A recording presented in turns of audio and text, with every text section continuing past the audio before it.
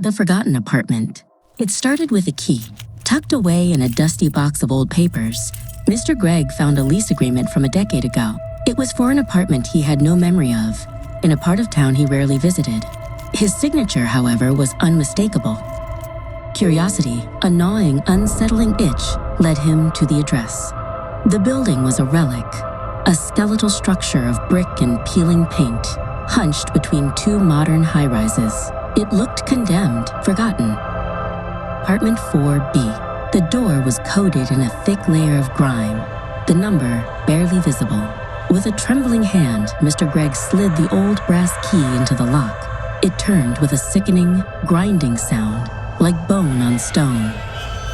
The air that hit him was stale, thick with the scent of dust and decay, but it was the sight that stole his breath. The apartment was furnished, and everything in it was his.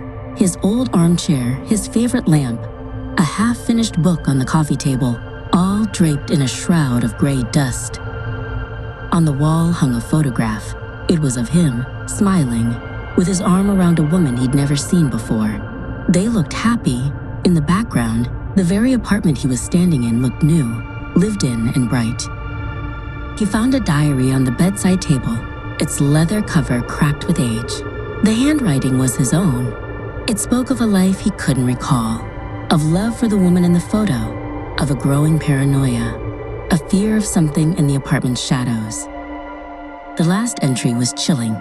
"It's not me anymore," he had written. "It wears my face. It lives my life. I'm the one who's forgotten. I have to lock the door. I have to leave this key where I'll never find it." A floorboard creaked in the hallway behind him. Mr. Gregg froze, the diary slipping from his fingers. He wasn't alone. He could feel a cold presence, a patient, watching stillness that had been there all along. From the deepest shadow of the living room, a figure began to resolve. It looked like him, exactly like him, but its smile was wrong, a stretched, predatory grin. It held up a hand, not in greeting, but as if to say, "Stay." Mr. Gregg stumbled back, his hand fumbling for the door he'd entered through.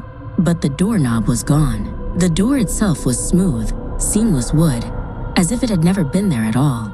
The last thing he heard was the click of the lock from the other side of his memory.